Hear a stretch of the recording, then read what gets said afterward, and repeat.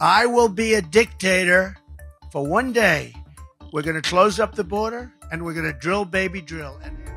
I've made the preservation of American democracy the central issue of my presidency. I believe in free and fair elections. Maybe that's because he's been so consistent, saying over and over again he plans to stay on, gearing up to go head-to-head with conservative leader Pierre Poilievre when the time comes. Historically, prime ministers are often pushed out.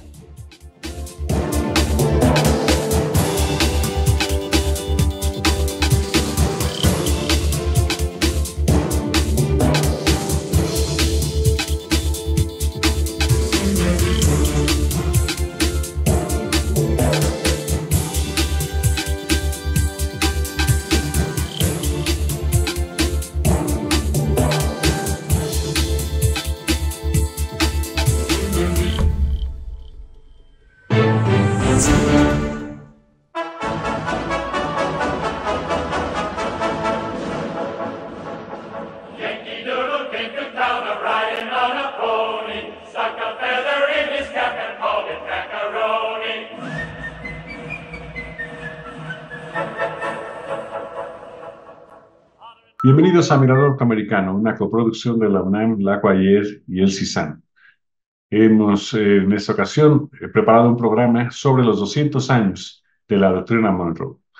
En esta ocasión estaremos haciendo una revisión histórica, primero pues, de sus orígenes, pero también cómo ha ido transformándose esta guía de la política exterior estadounidense en este primer cuarto del siglo XXI y por tanto hacia los países de América Latina, particularmente México. Así que va a ser un programa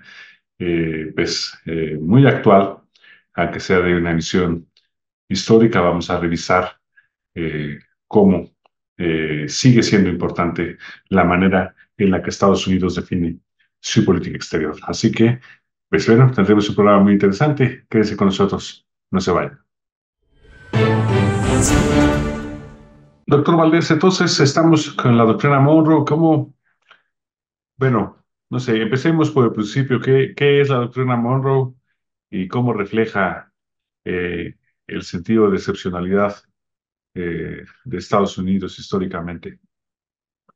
Claro. Bueno, la doctrina Monroe, como todos sabemos, fue anunciada al Congreso estadounidense por el presidente Monroe el 2 de diciembre de 1823, es decir, se están cumpliendo en diciembre pasado los 200 años de la misma. La doctrina Monroe proviene originalmente de una idea desarrollada por el primer ministro británico George Canning el 20 de agosto de 1823. Canning propuso esta doctrina o estos elementos fundacionales de la doctrina al representante estadounidense en Gran Bretaña, Richard Rush, ¿no? Como un plan de declaración común frente a los planes de la Santa Alianza en América Latina, particularmente ante la probabilidad de que Francia adquiriera algunas de las colonias españolas. Entonces, John Quincy Adams, que era el secretario de Estado de Monroe, famoso, por cierto, el propio Quincy Adams también, no quiso aceptar convertirse en un subordinado británico, por lo cual la propuesta no fue aceptada. Sin embargo, el presidente Monroe prefirió su inclusión en su declaración ante el Congreso de ese año, ante el Congreso de Estados Unidos. La doctrina estableció 5 puntos esenciales. El primero, Estados Unidos no permitirá que las potencias europeas posean nuevas colonias en el continente. Cualquier intento contrario a este principio será un acto hostil contra Estados Unidos. Los casos en cuestión en la época estaban en boga. Fue el control británico sobre las Islas Malvinas en 1833, Belice, 1859, las Islas de la Bahía, 1835, y Mosquitia, en 1847. El número dos, el segundo punto esencial para entender la doctrina Monroe, es que Estados Unidos considera que la intervención europea en cualquier porción de los continentes americanos atenta contra la seguridad, la paz y la felicidad. Casos críticos de esto es el ataque español contra Tampico en México, la intervención francesa, española e inglesa en México en 1862, la intervención francesa en México y la imposición del emperador Maximiliano entre 1863 y 67, el bombardeo español en Chile y Perú en 1866, el bombardeo y el bloqueo en Venezuela sostenido por Italia, Alemania e Inglaterra, y el involucramiento británico, italiano y alemán en la Revolución Mexicana, entre otros. El punto 3 de la doctrina es que Estados Unidos no ha intervenido ni intervendrá en los dominios europeos, casos de violación, por ejemplo, Cuba en 1898, Puerto Rico, Guam y las Filipinas en 1898 también. El cuarto punto esencial, Estados Unidos no intervendrá en las guerras o asuntos internos de Europa, ¿no? Es decir, no se va a meter con el proceso expansionista de los propios europeos en su territorio. Y el número 5 es que Estados Unidos no intervendrá ni violará la soberanía nacional de otras repúblicas americanas. Esta doctrina fue parte de la tendencia manifiesta para la dominación, de la misma manera que el resto del continente se destinó para el uso de Estados Unidos. Latinoamérica fue concebida como el área natural que permitiría la continuación de la consolidación de la expansión estadounidense, y para el logro de esto las antiguas colonias recientemente liberadas del yugo español proporcionaron a Estados Unidos una excelente oportunidad para cumplir su objetivo. En ese sentido, el excepcionalismo de 23 a 48, por ejemplo, que es cuando Estados Unidos se expande en el sur de una manera determinante, está sustentado por esta visión de América para los americanos que la doctrina Monroe establece y que además se basa en los principios puritanos del excepcionalismo, la nación escogida, la Nueva Jerusalén, que Estados Unidos detenta ser desde entonces en su presencia internacional y en su manera de dialogar con su propia sociedad nacional. Estos son más o menos los aspectos que explican la doctrina Monroe. La idea de ser un pueblo elegido justifica el concepto de un mandato histórico para convertirse en una nación elegida. Y la doctrina Monroe en este sentido me parece que es clave. Sí, además, bueno, la doctrina Monroe en un primer momento, como ya bien señalas, va a marcar una pauta, posteriormente a lo largo del siglo XIX va a irse transformando, va a tener además una actualización importante con Roosevelt para tener nuevas formas de intervención, en fin, importantísima toda esta historia de la doctrina Monroe como base o pilar de la política exterior estadounidense. Y, doctora Galvez, ¿todavía tiene un referente esta doctrina Monroe? ¿Es relevante en nuestros días? ¿Cuál es su perspectiva sobre la situación actual de la doctrina Monroe? Pues continuando con los puntos que acaba de plantear José Luis, es muy importante identificar que la doctrina Monroe forma parte esencial de la política exterior de Estados Unidos en cuanto al carácter histórico de la expansión hegemónica del país, referentes esenciales que siguen estando hoy en la narrativa de esta política exterior de Estados Unidos hacia particularmente América Latina, como el tema de contraponer la idea de las libertades, la democracia. En ese momento que Monroe pronuncia la doctrina, establece esta diferencia entre Estados Unidos y los viejos poderes coloniales europeos y que hoy pues toma una particular relevancia si volteamos a ver la perspectiva que tiene Estados Unidos frente a poderes extrarregionales que están en América Latina, particularmente me refiero a la expansión de China, al hecho de las relaciones, los vínculos de Rusia en la región y también de Irán. Es decir, hay una suerte de reposicionamiento, en realidad de replanteamiento o de ajuste de esta visión de doctrina Monroe, hoy ajustada a los referentes del siglo XXI. Ahora bien, quisiera retomar lo que señalaba también José Luis en el sentido de cuáles son esos referentes que nos ayudan a comprender la doctrina Monroe en cuanto a su trayectoria histórica y a su importancia. En primer lugar, justo su papel histórico en el marco de la construcción y el desarrollo de Estados Unidos como potencia hegemónica. En segundo lugar, su papel también dentro de la política interna de Estados Unidos y las narrativas sobre el ejercicio de esa política exterior. Y el tercer punto es la forma en que se ha decantado la política exterior de Estados Unidos con sus características particulares, dependiendo del gobierno, dependiendo del momento, hacia América Latina y el Caribe. En materia histórica, no hay que perder de vista que este discurso del presidente Monroe se ha interpretado y se ha operativizado a partir de las necesidades y las coyunturas propias de Estados Unidos en su relación con América Latina y el Caribe y más adelante con el mundo.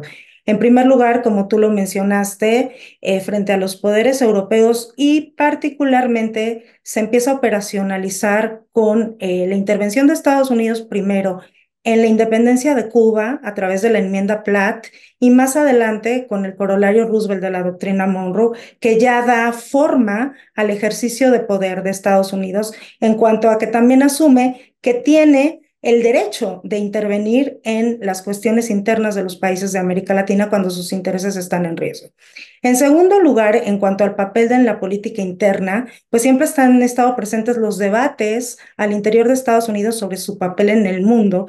Y quiero recordar lo que el profesor Sexton publicó recientemente en War on the Rocks, que decía que, bueno, que señala que la doctrina Monroe es un controvertido símbolo político en el que diversos actores han cargado sus agendas, es decir, está en el centro también de los debates sobre el papel y los mecanismos de Estados Unidos para relacionarse, particularmente, insisto, con América Latina, pero también con el mundo. Y acá también estamos hablando de simbolismos y de posiciones. Dentro de Estados Unidos, para la izquierda, se identifica la doctrina Monroe también hoy como un símbolo del intervencionismo y ha habido pronunciamientos incluso dentro del Congreso de Estados Unidos para dejarla al lado. Y por otro lado, ¿no?, los republicanos, la derecha, identifican a esta doctrina como sustantiva para defender los intereses estratégicos del país en la región. Entonces, están ahí los debates. Y finalmente, en cuanto al tema de la trayectoria histórica de Estados Unidos hacia la región, bueno,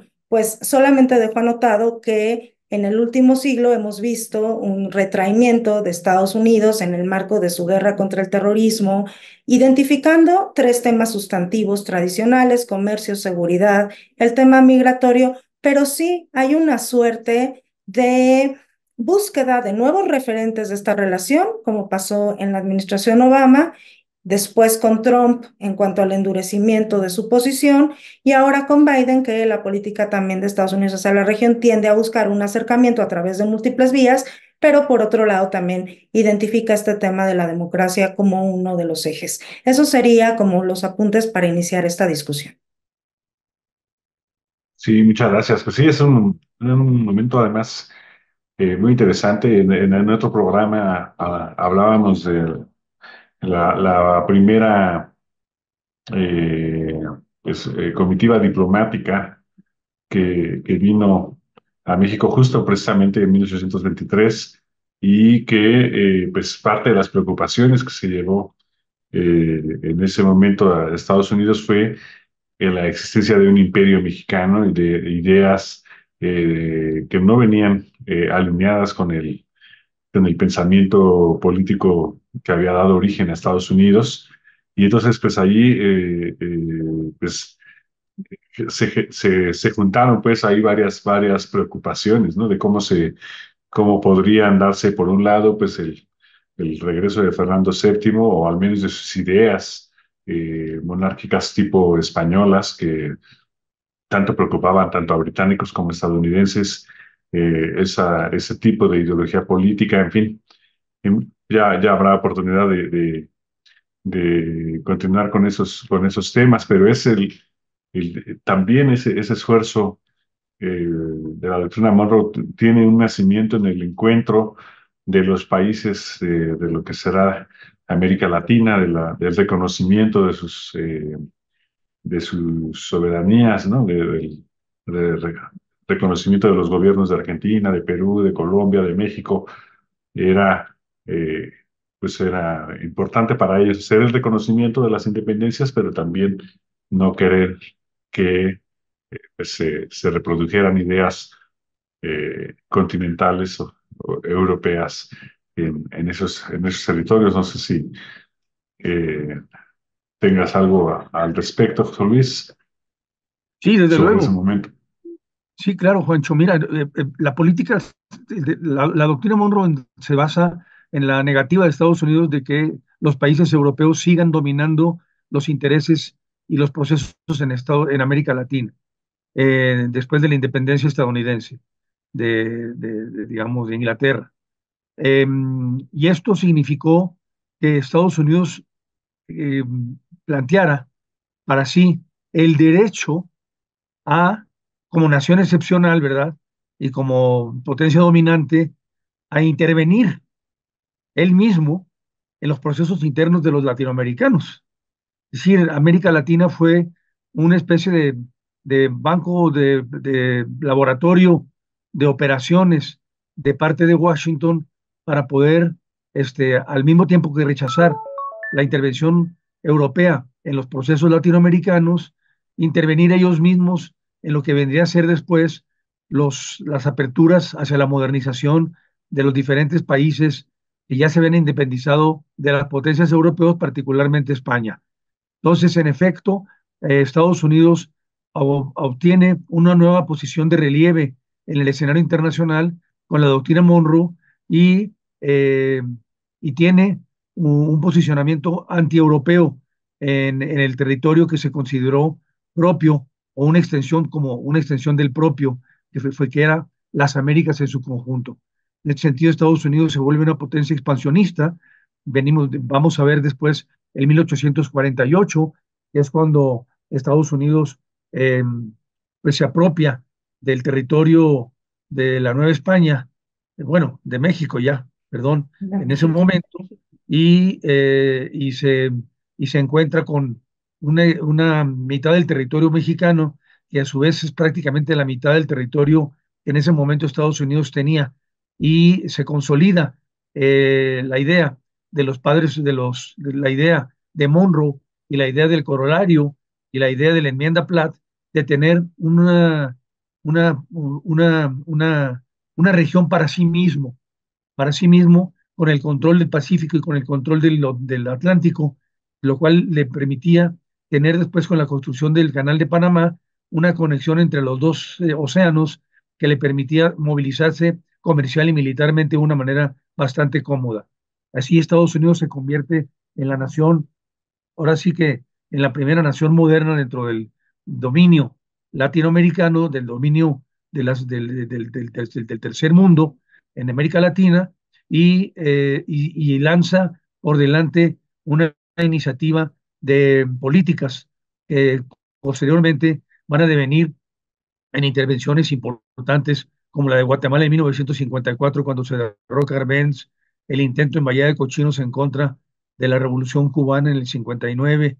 En fin, tenemos del 61, perdón, después de la Revolución del 59, y tenemos entonces aquí una nación ya estadounidense totalmente poseída del control, apropiada del control sobre América Latina de una manera, digamos, moderna, en un contexto como el de la Guerra Fría, que en efecto, en el cual en efecto se siguen operando los mismos principios que entonces definieron el intervencionismo estadounidense en el 23 del siglo XIX y continuaron con las intervenciones en los diferentes países latinoamericanos que, eh, pues que se negaban a aceptar el control de Estados Unidos y que al mismo tiempo se oponían al modelo político económico que estaba imponiéndose en el mundo, el capitalismo democrático, si se puede decir así, por la vía de experimentos revolucionarios muy destacados, como el que ya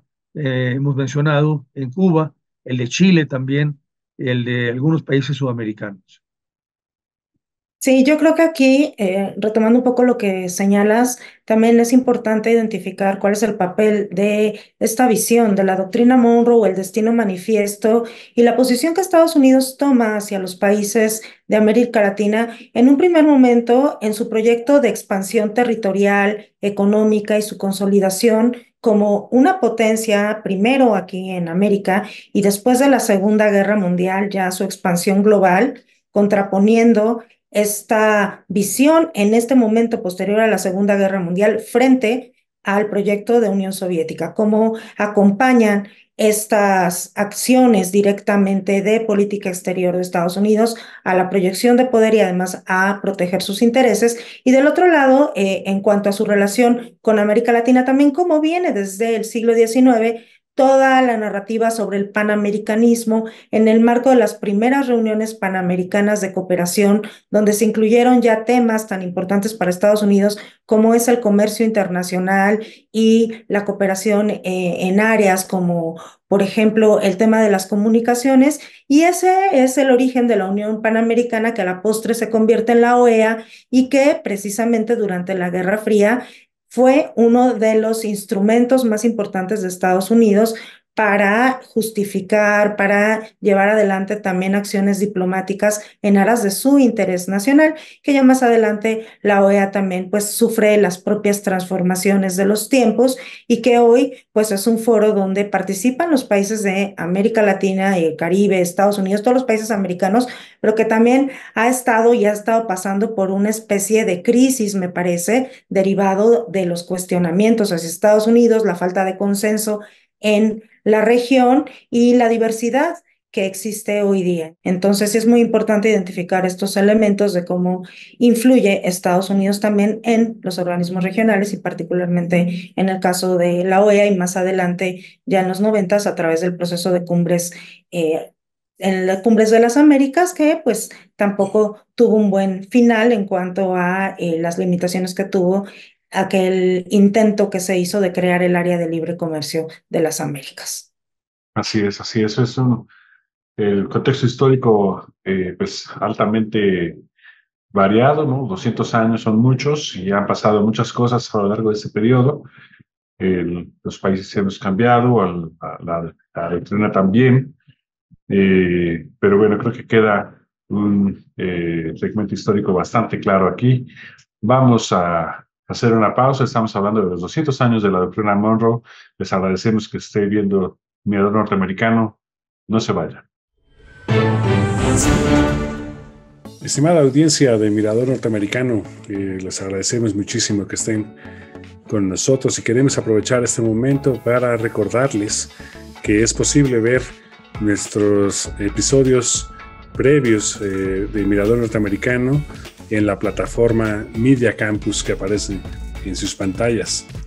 Asimismo, en la página susan.unam.mx ustedes podrán ver las publicaciones y tener acceso a también a Media Campus, pero también a otras redes digitales del CISAN, como por ejemplo YouTube, en donde en el canal de YouTube del CISAN pueden ustedes encontrar pues las conferencias no solamente que se estén llevando a cabo en vivo en ese momento, sino también las conferencias previas.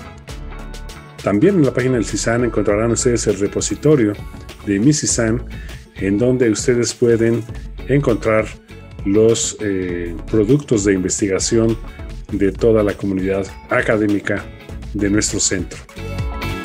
Así que bueno, ya lo saben, publicaciones, videos, conferencias y sin duda las ediciones anteriores de Mirador Norteamericano las puede usted encontrar en la red. Así que le invitamos a que vea estos videos bajo demanda en las plataformas indicadas.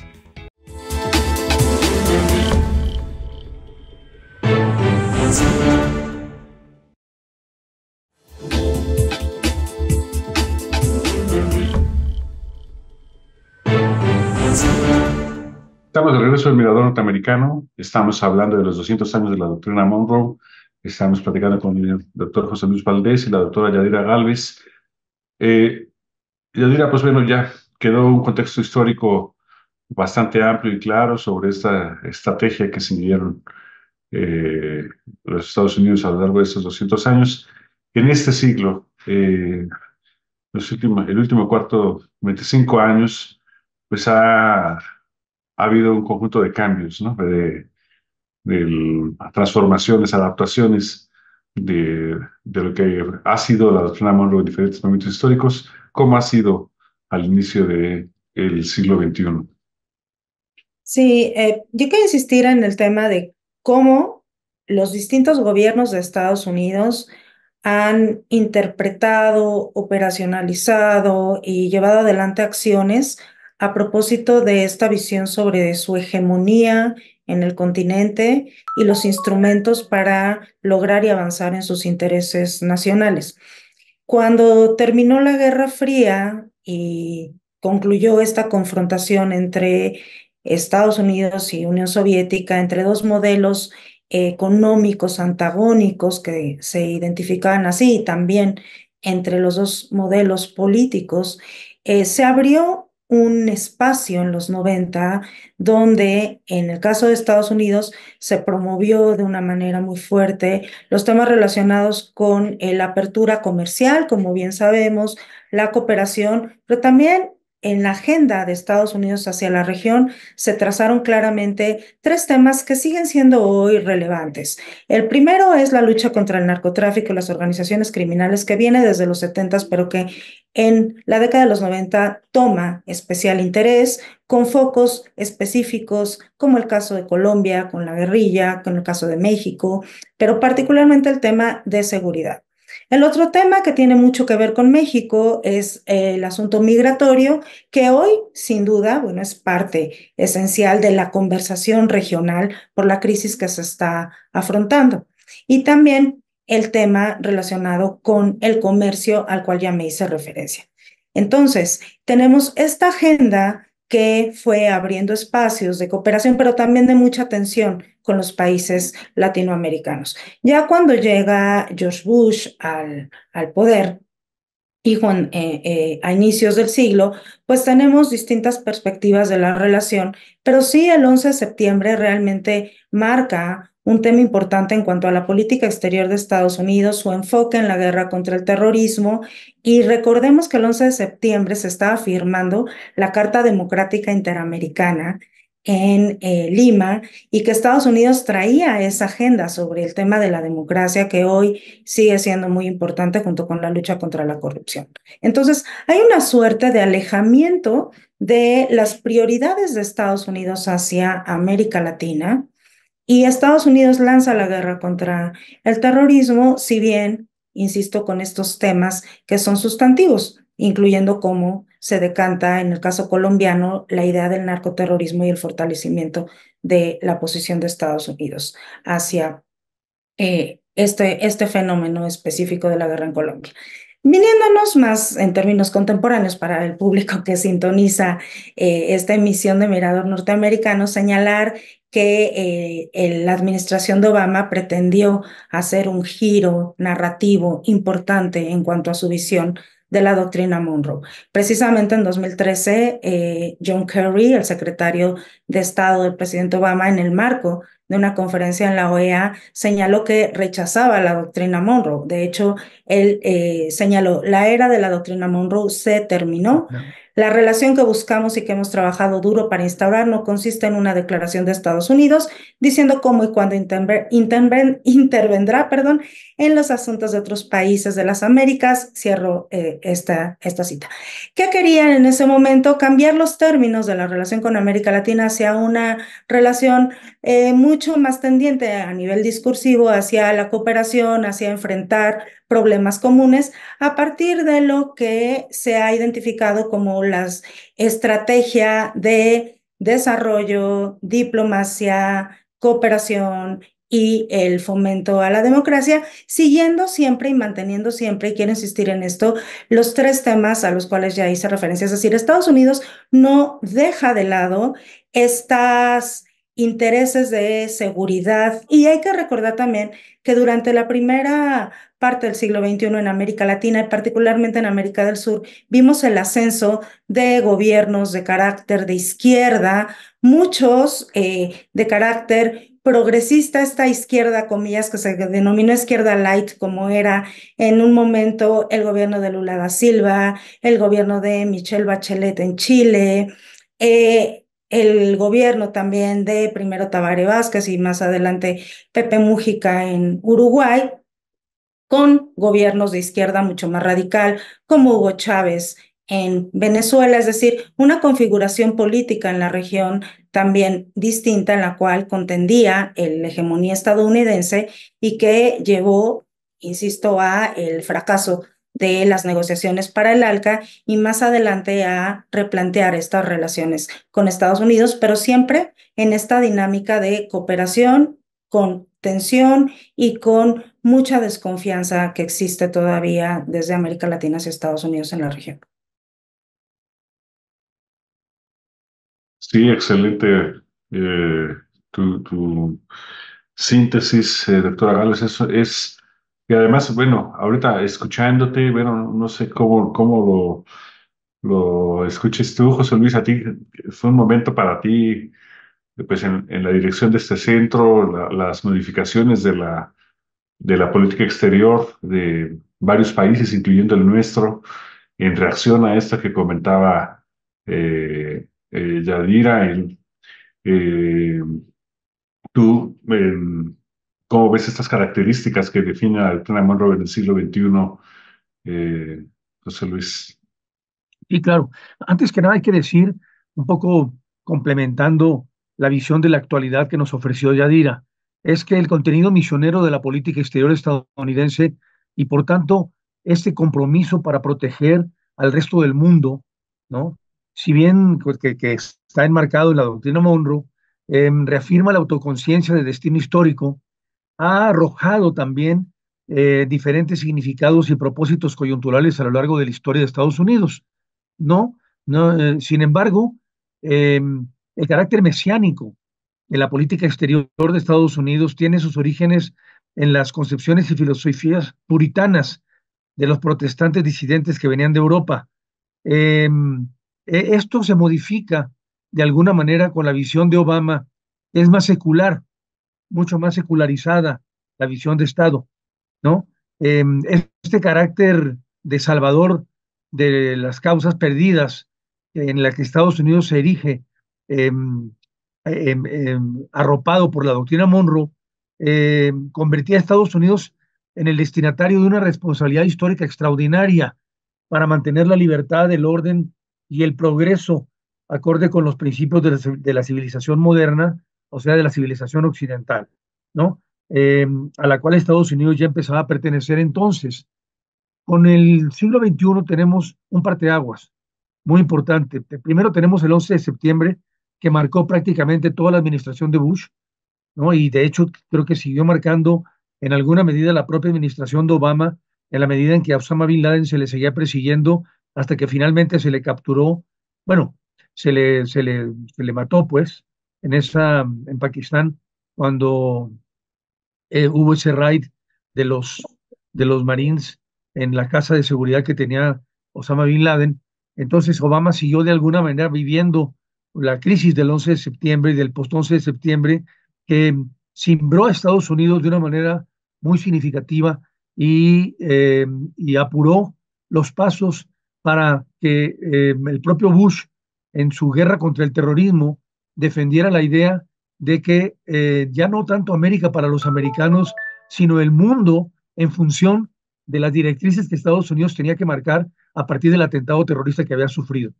Esa, digamos, es el factor más importante de imposición de políticas que hubo por parte de Bush y que devino posteriormente y tuvo como consecuencia y repercusiones en América Latina una política de seguritización que obligó a las partes a plegarse a la postura que Estados Unidos tenía y tuvo durante este periodo.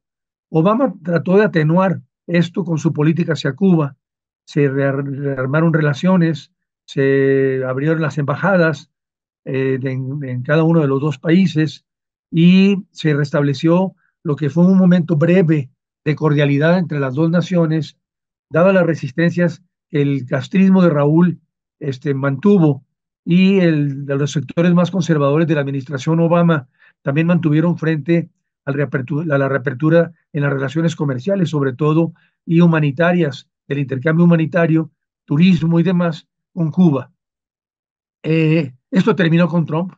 Trump le dio al traste a esta apertura política con Cuba y en este momento lo que tenemos es una situación paradójica, porque de haber sido una política antisoviética, la parte moderna de la doctrina Monroe durante la Guerra Fría, si se puede decir así, aunque no se mencionara como tal, la renuncia a la misma por parte de Obama y por parte de Kerry fue un acontecimiento histórico muy importante y de significativas dimensiones por el hecho de que, eh, eh, de que, de que se negaba Estados Unidos a mantener una posición neoimperial o neocolonial tal y como la que habíamos conocido en los siglos XVIII y XIX y XX, perdón, XIX y XX, y que habían conmovido las relaciones entre los estados latinoamericanos y Estados Unidos.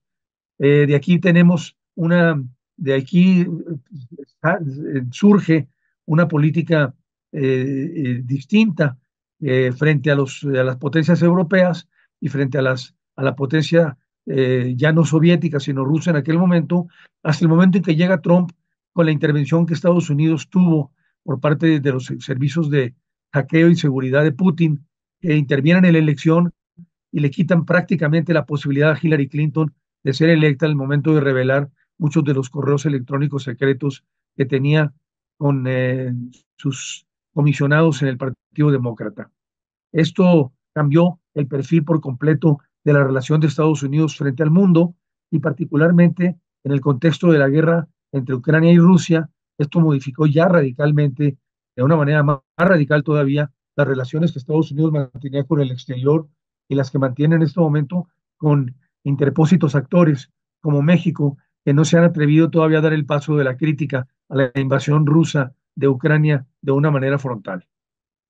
Sí, solamente ahorita que mencionaste el tema de Obama, también se me hace importante, es importante señalar que dentro de los cambios y de la visión, la perspectiva de Obama, no hay que dejar de lado este objetivo y estrategia que planteó sobre la importancia del Pacífico, viendo el ascenso de China y también virando hacia otras partes del mundo, no solo América Latina, que ha sido el periodo justo en este siglo XXI que han aprovechado los actores extrarregionales, Rusia, China, incluso Irán, para tejer una red de relaciones importantes en América Latina y en el caso chino, que se decanta ahora con el crecimiento de su proyección económica y otras formas de diplomacia.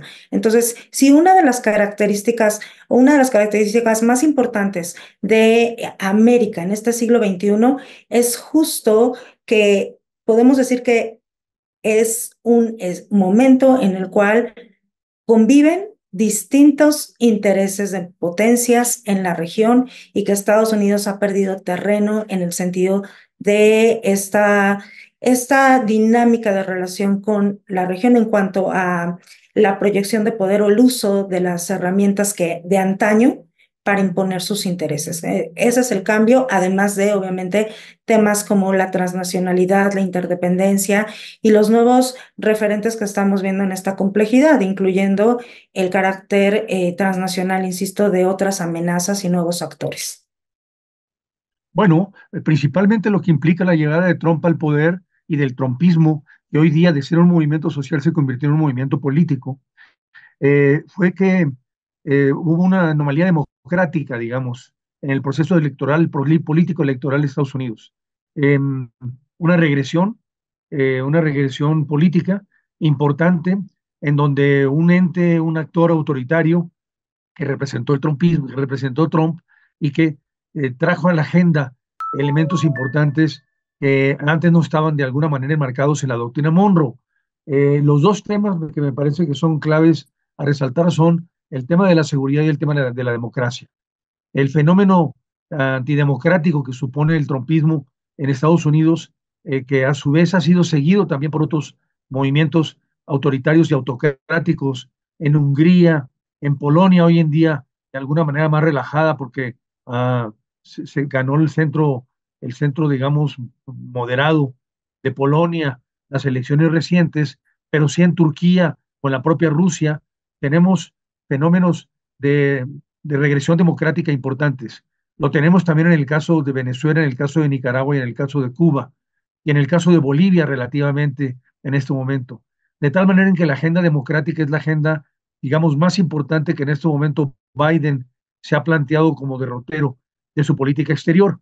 Eh, ¿Qué quiere decir esto? Quiere decir que Biden ha estado en la coyuntura de la guerra contra Ucrania por parte de Rusia, sobre todo muy atento a resolver o a, digamos, atender los asuntos que tienen que ver con la atrofia que supone los modelos democráticos que devienen de la democracia liberal clásica, del liberalismo. Y entonces yo creo que aquí tenemos una posición de emergencia por parte de Estados Unidos frente a este fenómeno que ha traído como consecuencia el extrañamiento en las relaciones de muchos de estos países con Washington, por un lado. Ahora, por el otro lado, el tema de la seguridad. El tema de la seguridad está seguridad comercial, seguridad cibernética, seguridad militar, seguridad narcotraficante, seguridad fronteriza. Estos temas han, de alguna manera, hecho que Estados Unidos reproduzca sus relaciones con el mundo con una visión seguritizadora mayor todavía que la que teníamos antes y que Trump de alguna manera desatiende cuando llega al poder y cuando gobierna Estados Unidos durante los últimos 4 años, durante los 4 años de su mandato. En este momento, el tema de la seguridad es clave, lo estamos viendo en la relación entre México y Estados Unidos. El tema de la seguridad es clave en la relación con otros países latinoamericanos, en Centroamérica particularmente, en donde tenemos índices muy altos de migración y de pobreza y también de intromisión del crimen organizado en las campañas de manera ya cada vez más abierta.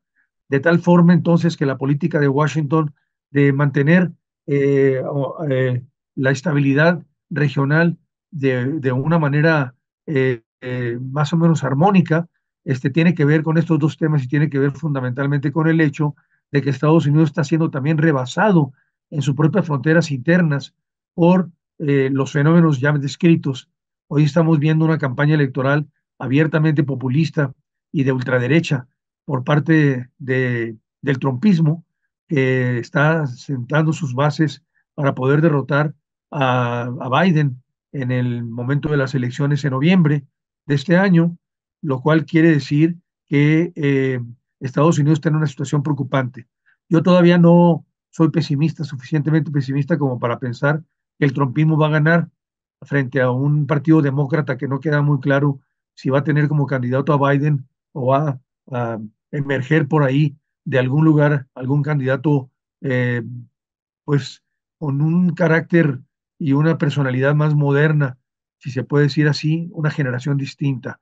Pero por lo pronto la moneda está en el aire y estos dos grandes temas me parece que son los dos grandes temas de la agenda estadounidense, tanto multilateral como bilateral y trilateral en el caso centroamericano, y que me parece a mí que tiene preocupado a Washington de una manera muy seria, y prueba de lo cual tenemos las visitas constantes que funcionarios estadounidenses han hecho a México para tratar de resolver el asunto de la posición de México frente al tema migratorio y frente a otros temas importantes que se enmarcan dentro del TEMEC. Entonces, la integración es otro elemento también importante que me parece que está en la agenda estadounidense. El elemento integracionista es clave. Vamos a ver hasta dónde los acuerdos, los paneles de controversia que se desarrollen alrededor de los dos grandes temas, energía y maíz transgénico, le den a Estados Unidos la razón y en esta medida en qué tanto afectarían geopolíticamente la relación de Estados Unidos con México en el contexto del TEMEC. Sí, va a ser un tema tremendo, ¿no? Porque además se ha puesto ya eh, pues la agenda electoral y más allá, ¿no? Entonces se está marcando la ruta de la política mexicana de una manera anticipada y pues eso pues está ocurriendo justo antes de que sepamos qué es lo que va a pasar. Entonces, pues, ¿no? Arriesgado, ¿no? Pero bueno, y además, pues está China, ¿no? Hay una política exterior estadounidense afectada por China. Está eh, As- y el proceso electoral en Estados Unidos, no sé, las dos cosas juntas. Por un lado, ¿cómo se ubica esto en relación con China y cómo ves el papel que juega América Latina en la elección de ayer? Sí, pues iniciar diciendo que está complicadísimo el escenario y está durísimo el pimponeo en el sentido de los señalamientos que también los gobiernos autoritarios y que violan derechos humanos en América Latina hacen hacia Estados Unidos a propósito de la doctrina Monroe, ¿no? O sea, recordar cómo Maduro, como Ortega, señalan insistentemente que Estados Unidos interviene en la región y que están a favor de la no intervención en los asuntos internos, escudándose en esta narrativa, señalando constantemente la intervención estadounidense. El caso de nuestro presidente, que a conveniencia aplica uno de los principios de política exterior, pero que siempre se está pronunciando frente a Estados Unidos en un vaivén entre señalando que no deben intervenir cuando Estados Unidos hace señalamientos que desde mi perspectiva son muy importantes sobre derechos humanos, protección a periodistas, transparencia, corrupción, rendición de cuentas. Y entonces en ese momento el presidente López Obrador dice, a ver, esto es intervención, pero del otro lado no hay claridad tampoco sobre la postura de México sobre una cuestión tan sensible como es la migración, porque recordemos que cuando Donald Trump amagó con que le iba a imponer sanciones a México, aranceles a México, en realidad, si no hacía algo con la frontera sur, de inmediato el presidente cambió su narrativa de brazos abiertos y militarizó la frontera sur, sin que hasta ahorita tengamos una política clara y orientada a la protección de las personas migrantes y a atender la profunda crisis que tenemos. Entonces, hay que también ubicar esto en la propia dinámica a nivel nacional en los distintos contextos de América Latina y recordar que en el caso específico de Trump parece una paradoja, que por un lado Trump insistía con America First, aislacionismo, pero no retiro de los intereses de Estados Unidos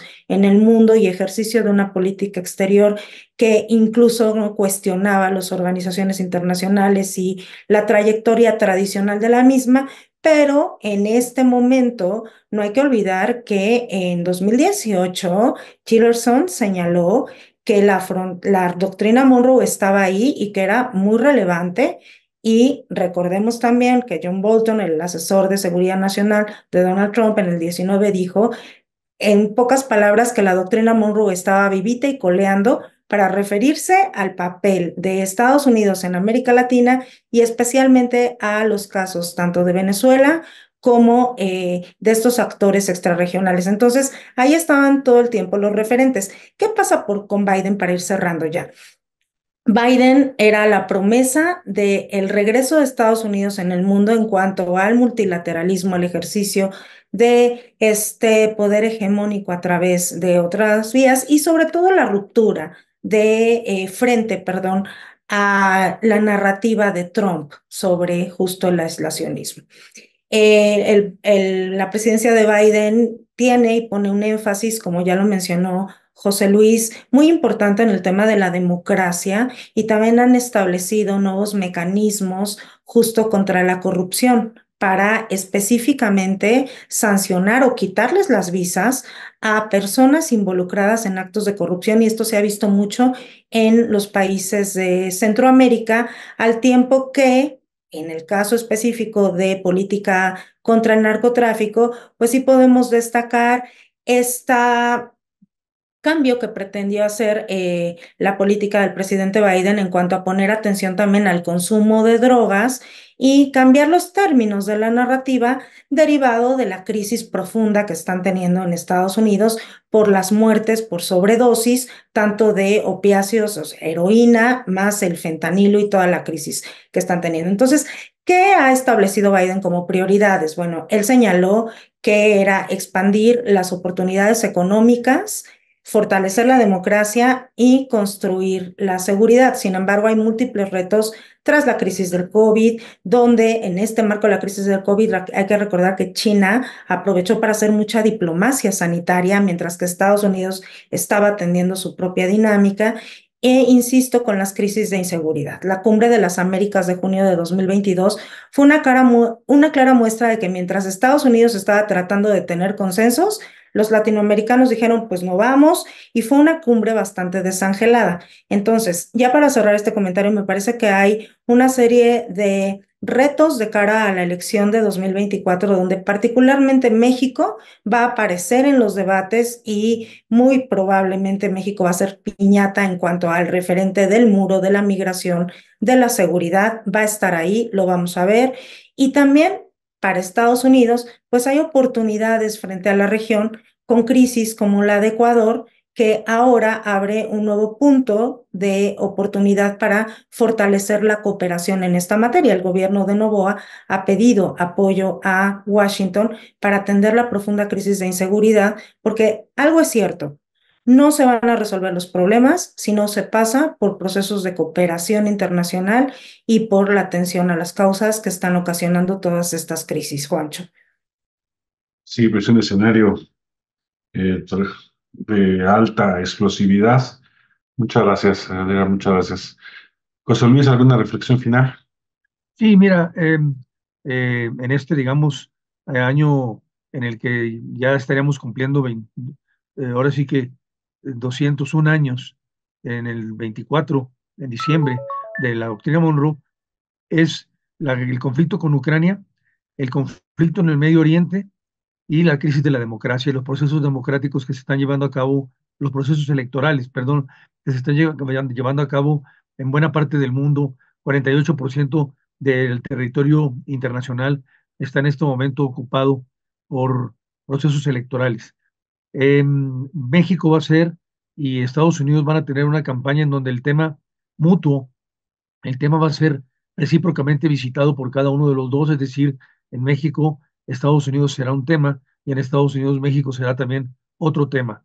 Habrá que ver cómo se desarrollan las crisis de las controversias en el marco del TEMEC y el tema de la inseguridad y la migración para saber hasta dónde este, esta doctrina Monroe estaría resucitando para replantearse una relación con México y con el continente en este momento de crisis.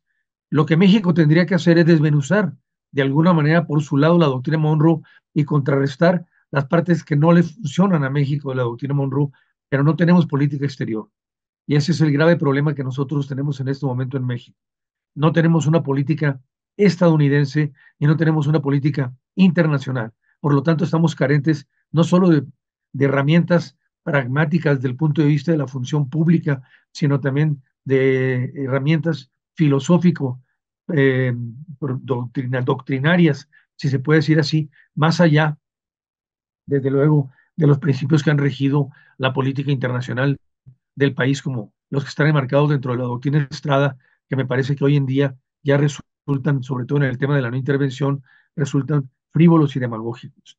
Entonces, esto es importante decirlo porque cualquier tipo de doctrina o cualquier tipo de política que Estados Unidos aplique en México será el resultado también de los vacíos que México en su política internacional ha dejado y que traen como consecuencia una debilidad intrínseca en las posibilidades de México para moverse con relación al mundo y con relación a las políticas de Estados Unidos en nuestro país.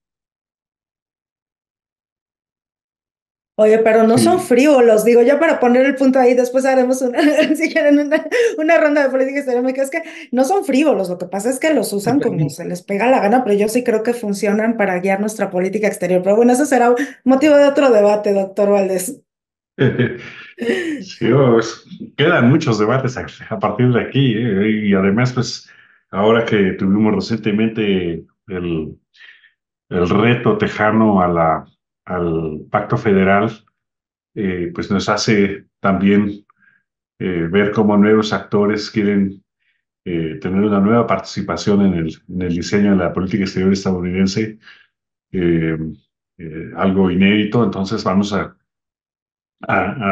todavía habrá más temas que ver y por supuesto además los vamos a estar revisando en el CISAN, en un evento próximo. Esté pendiente de nuestras redes sociales porque continuaremos analizando este tema por la importancia que reviste para nosotros y para tratar de entender y ayudar desde la academia en un debate constructivo para recuperar esta necesaria posición profunda de la política exterior mexicana que tanto se extraña en este momento. Entonces, pues muchísimas gracias a los dos, muchísimas gracias, doctora Gálvez, gracias, doctor Valdés, por su presencia en este programa y también muchísimas gracias a usted que nos sigue al final, el último domingo de cada mes, el Mirador Norteamericano.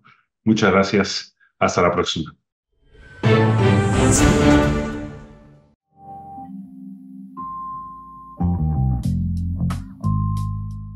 Muy bien. Perfecto. ¡Qué lindo! ¡Qué lindo!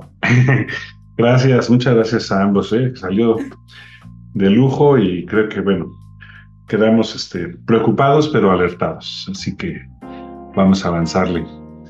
Y pues nuevamente muchas gracias a los dos por aceptar esta invitación y nos vemos el jueves 29, a más tardar. El jueves 29 nos vemos, claro que sí, Juancho. Un abrazo. Un gustazo, un abrazo.